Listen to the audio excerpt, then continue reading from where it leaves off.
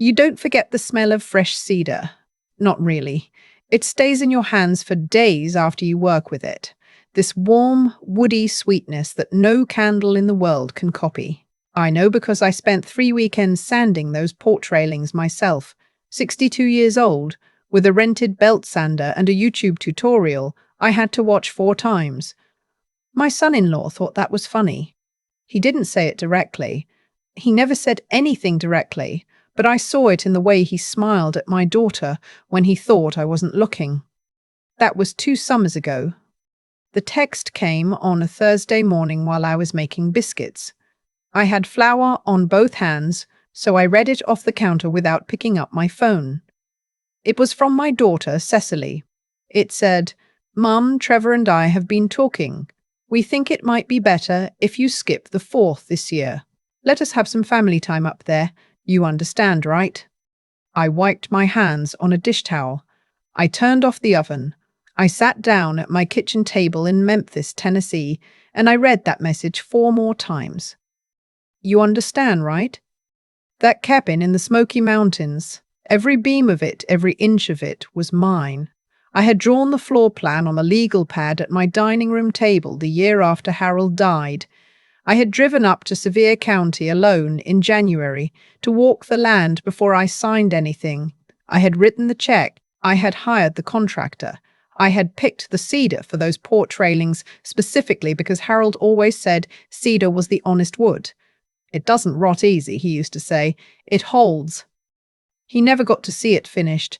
He passed in February of that year, a heart attack at 61, no warning, no goodbye. Just a Tuesday morning and then nothing. Everything after that was just me learning how to move through a house that still smelled like his aftershave. I built the cabin with his life insurance and my retirement savings, a portion of both. Enough to make something real. I named it in my head, not officially, just in my head, the Cedar Place. Because of the railings, because of what he said. The first summer I stayed there alone, just me and a stack of library books and more wine than I probably needed. The second summer, Cecily came with the kids, and we picked blackberries off the hill behind the property and made a cobbler that turned out wrong, but tasted right anyway. By the third summer, Trevor had started having opinions. He wanted to extend the back deck. He wanted a fire pit with a gas line instead of the stone ring I had built myself, with rocks carried up from the creek. He wanted better Wi-Fi because the rental signal wasn't strong enough.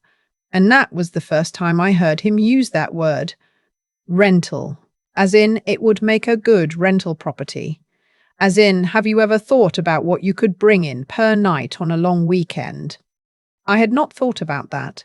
I had not built it to be a rental. I smiled and said I wasn't really interested in renting it out. He nodded the way people do when they're not actually hearing you. A slow, tolerant nod, like they're filing your answer away under temporary obstacle.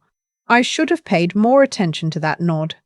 It was the following April when Cecily called and told me Trevor had been researching the short-term rental market in the Smokies. She said he thought the cabin could bring in 40, maybe 50,000 a year. She said his exact words were, "It's just sitting empty most of the year." I said, "It's not sitting empty. I'm there in May. I'm there in October. I was there at Christmas." She said, "I know, Mum, but you know what he means." I did know. And that should have been the moment I said what I needed to say. Clearly, without softening it. I should have said, "This is not a business investment. This is my home. This is where I go to feel like myself. It is not available." Instead, I said I'd think about it. That was my mistake, not the only one, but the first one. By June, Trevor had set up a profile on a rental platform without asking me. He sent me the link like it was good news. I stared at my cabin's photos. The cedar porch, the mountain view, the quilt I had bought from a woman at a craft fair in Gatlinburg, listed for $340 a night. I called Cecily immediately. She said, "He just wanted to show you the potential." I said, "He doesn't have the authority to list my property." Long pause. "Mom," she said, and her voice had that careful flatness to it, the one she used when she wanted me to feel like I was being unreasonable without actually saying so. He's just trying to help. I asked her to have Trevor take the listing down. She said she would talk to him. The listing stayed up for another 11 days. I finally called the platform directly and explained that I was the property owner and had not authorized the listing. They removed it within the hour. Trevor did not speak to me for 3 weeks after that. Cecily called eventually and said I had embarrassed him. I thought about that for a long time. I thought about it while I drove to the cabin alone in early July, the way I always did, with my audiobook playing and my coffee in the cup holder, and the kids' sticky handprints from last summer still visible on the back window because I hadn't had the heart to wash them off. I got to the cabin at 3:45 in the afternoon. The front door wouldn't open. I thought I had the wrong key. I checked the ring, same key I'd used for 2 years. I tried again. Nothing. I walked around to the back, to the door off the kitchen, locked as well. I peered in through the window and everything looked the same. My furniture, my quilts, my cast iron pan on the stove, but it was locked against me like a stranger's house. I called Cecily. She answered on the 4th ring and said, "Oh, we had the locks changed. Trevor said the old ones weren't secure enough. I forgot to tell you." She forgot to tell me. I was standing on the porch of my own property, in the mountains I had driven 3.5 hours to reach, locked out of my own home by a man whose name was not on a single piece of paper related to this land. "Cecily," I said, and I worked very hard to keep my voice level, "you need to tell me where the new key is." She said Trevor had it. Trevor was at work. She'd have him call me. He called 2 hours later. I was sitting in my car in the driveway, because there was nowhere else to sit. He was very calm on the phone. Reasonable sounding. He explained that they'd had a local locksmith do it, that the old deadbolt was a basic model, that he just wanted to upgrade the security while they were up there the weekend before. I asked him when he was planning to give me a key. He said, "We can mail you one." Mail me a key to my own house. I called my friend Odessa when I hung up with him. Odessa has known me since we both taught 4th grade at the same Memphis elementary school in 1989. She is the person who helped me go through Harold's clothes when I couldn't do it alone. She listened to me for 10 minutes without saying anything. When I was done, she said, "Lorraine, call a locksmith tonight." I had not thought of that. I want to be honest about that. In my distress, in my 64-year-old dignity being stripped away on that porch, I had not thought of the obvious thing. Call your own locksmith. Change the locks yourself. I did exactly that. I found a locksmith in Gatlinburg, explained I was the property owner, and had my deed documentation on my phone, and he came within the hour. New locks, front and back. I kept both keys. Then I went inside and made myself dinner and sat on that cedar porch in the dark and watched the ridgeline until the sky went purple and then black and then full of stars. Cecily called me the next morning, very upset. Trevor had tried to come back up that weekend with some friends and couldn't get in. I listened to her talk for a while. Then I said, "Cecily, I need you to understand something. This cabin is mine. I built it after your father died because I needed something to belong to me. I have never once asked you to pay a bill, a tax, a maintenance cost, or an insurance premium on it. I have invited you and your family here because I love you and I wanted to share it. But sharing is not the same as surrendering. I need you to hear that." She was quiet for a moment. Then she said, "You didn't need to change the locks." "Your husband changed them first," I said. Without asking, without giving me a key, I changed them back. She said she needed some time. I said, "Take what you need." What followed was a kind of Cold War I had not expected at my age. 3 months of careful surface-level texts, birthday messages that felt photocopied, Cecily coming to Sunday dinners but never staying long, always with one eye on her phone, always finding a reason to leave early. The grandchildren still called me. My granddaughter, Lily, who was 9, called me every Sunday evening to tell me about her week, and those 15-minute phone calls were the thing that kept me from hardening completely. But I could feel the shape of what was coming. Trevor had started talking to Cecily about equity, about assets, about what made sense for the family's financial future. I knew this because Cecily told me some of it, in pieces when she was upset with him, and then walked back when they made up again. In November, she asked me if I'd ever thought about putting the cabin in both our names. I looked at her across my kitchen table. She was sitting in the same chair her father used to sit in, and she looked so much like him sometimes, it still caught me off guard. The shape of her jaw, the way she held her coffee cup with both hands. "No," I said, "I haven't. Trevor thinks it would make things simpler." Simpler for whom? She didn't answer that. I want to be clear about something. I know my daughter is not a bad person. I know that marriage changes people, that the person you love can be shaped slowly by another person's wants until they're advocating for things they would never have dreamed of before. I've seen it happen to friends of mine. I know Cecily didn't wake up one morning and decide to take something from me. I think she got worn down, a little at a time, by a man who was very good at framing things as practical and reasonable when they were, in fact, about control. But knowing that didn't make it hurt less. I spent the winter thinking. I drove up to the cabin in February, alone, and sat with it. Walked every room. Sat on the porch in my coat and gloves with a thermos of coffee and looked at the mountains going white and grey in the distance. Harold's mountains, I always thought of them, even though he'd never seen them. I thought about what he would say. He would not say, "Hold on at all costs."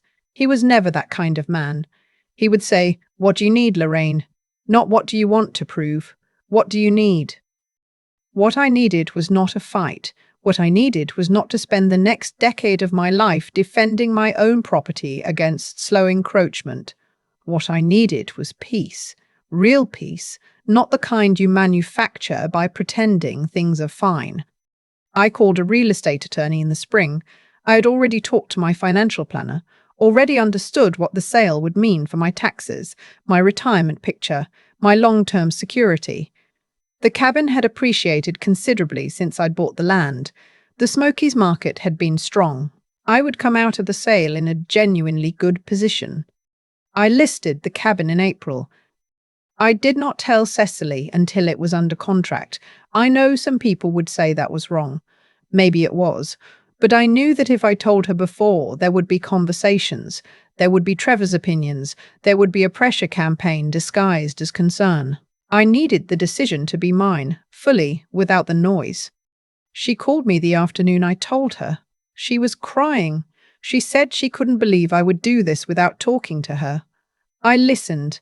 I let her say everything she needed to say. And then I said, "Cecily, do you remember when Trevor listed my cabin on a rental platform without talking to me?" Silence. "Do you remember when I drove up there and found myself locked out of my own home?" More silence. "I'm not telling you this to hurt you," I said. "I'm telling you because the conversation you feel I owed you is the same conversation I was never given."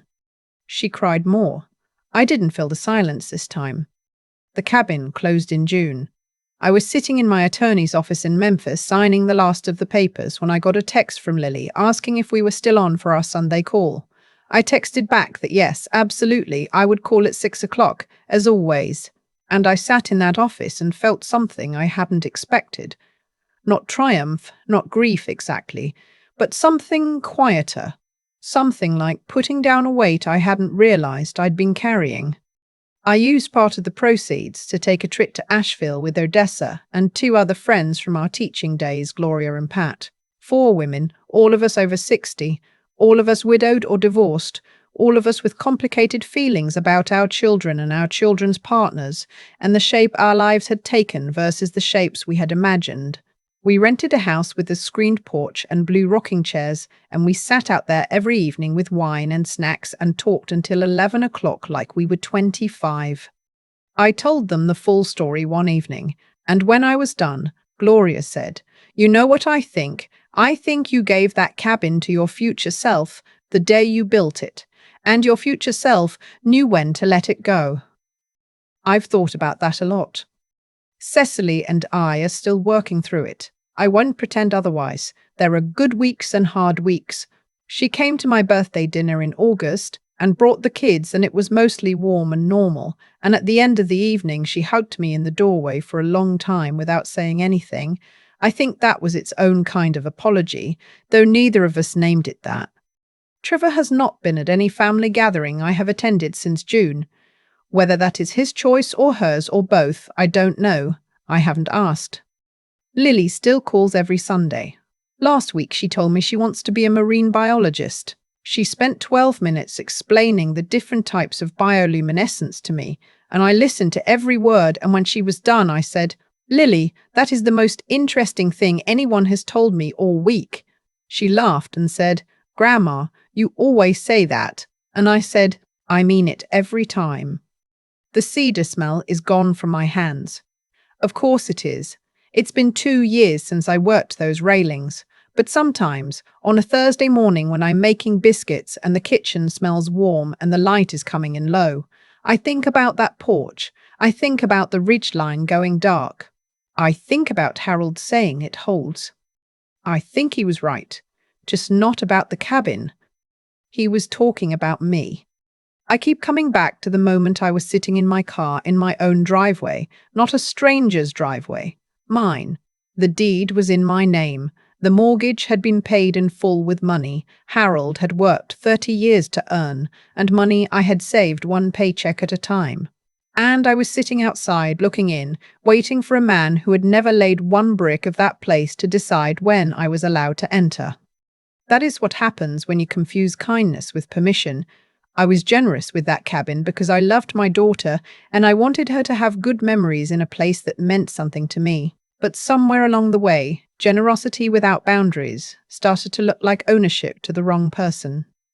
Not because Trevor was a monster, people rarely are, but because when you never hear the word no, you start to believe it doesn't apply to you. That is not a moral failure so much as a failure of information. I had not given him accurate information about where my generosity ended. That was on me. And once I understood that, I stopped being angry at him and started being honest with myself. What I have learned, not from books, but from standing on that porch in the cold in February, asking myself what Harold would say, is that integrity is not just about how you treat other people. It is about how honestly you see yourself. I told myself for 2 years that things would work out, that I didn't want to make trouble, that keeping the peace was the kind thing to do. But keeping a false peace is not kindness, it is a slow lie, and lies, even the gentle ones you tell yourself, have a way of compounding. The clearest thinking I did in this whole situation came the night I sat alone inside the cabin after the locksmith left. No noise, no one else's agenda in the room. Just me and the mountains and what was actually true. That kind of clarity, the kind you earn by finally sitting still with a hard thing instead of talking around it, that is something I want to carry into whatever years I have left. I do not want to be a woman who sees the shape of a problem and waits for someone else to name it. I learned too late to be that woman in this story, but I can be her in the next one. And the courage it took to list that cabin, to sign those papers, to call Cecily and tell her before she heard it from someone else. That was not easy. I want to be honest about that. It would have been easier to keep arguing, to change the locks again, to stay in the fight on principle. But the bravest thing I did was decide that my peace of mind was worth more than winning. That is not giving up. That is knowing what you are actually fighting for. Odessa told me once, years before any of this happened, that the women she admired most were not the ones who never got knocked down. They were the ones who got back up without needing an audience for it. I think about that a lot now. I got back up. I sold the cabin. I went to Asheville. I sat in a blue rocking chair on a screened porch with people who loved me, and I let myself be okay. Lily still calls on Sundays. That is not a small thing. That is everything.